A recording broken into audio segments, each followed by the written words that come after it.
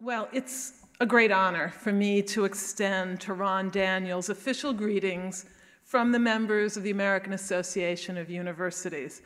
I also bring our warmest well wishes from his many friends at the University of Pennsylvania.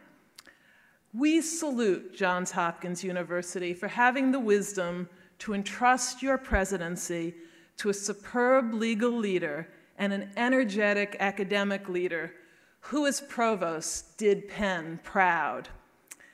All of us in higher education happily acknowledge our debt to Johns Hopkins. Your founders could have duplicated the German research university model in order to establish Heidelberg on the Chesapeake. Instead, your founders chose innovation over imitation. They adapted the German model, and they developed the prototype for what has become America's most powerful engine for creating knowledge and for advancing society. They developed the modern research and teaching university. Now, we are a little less happy to acknowledge that Johns Hopkins has led the universe in sponsored research nonstop for 3 decades. And you have dominated men's lacrosse for more than a century. Now, if only you had picked a mellow president, the rest of us would gladly seize the opportunity to catch up with you. Rest assured, we shall try. But letting up is not the Hopkins way, not in the laboratory or the classroom, not on the playing fields, and certainly not in the creation of knowledge for the world. And as I'm sure you already have discovered, Ron Daniels is anything but mellow. In fact, and this may surprise you, Ron's heart belonged to Hopkins in Baltimore well before he was announced as your new president.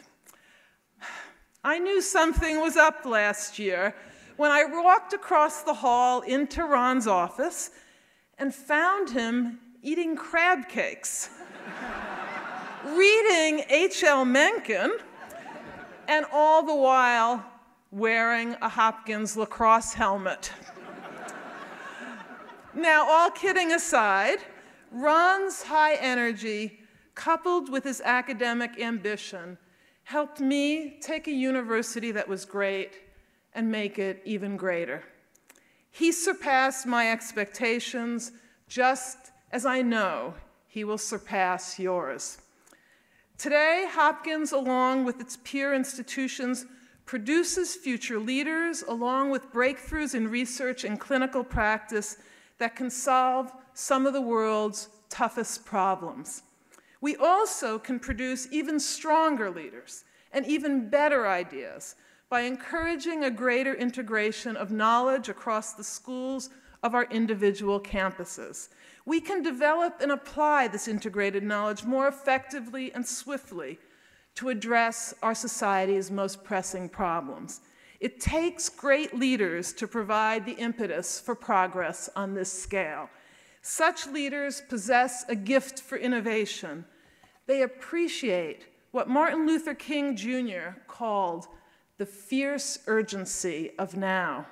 And they also are bridge builders who bring colleagues and communities together and who see the world as one neighborly extension of home. Or, in the case of Hopkins, as one neighborly extension of Homewood. To my mind, Ron Daniels meets this description to a T. Ron is an ideal match for Johns Hopkins at this defining moment in history, a moment when our society and our world need great universities to keep elevating their games. Today, I proudly commend my friend Ron Daniels as a president who will bring students and faculty, alumni and staff, university and city into even greater intellectual and civic sympathy with one another. I stand before you, the community of a great university, that I have always admired, to say that with Ronald J. Daniels as your president, the Johns Hopkins University will reach ever higher heights of greatness, to our delight and to the benefit of humanity.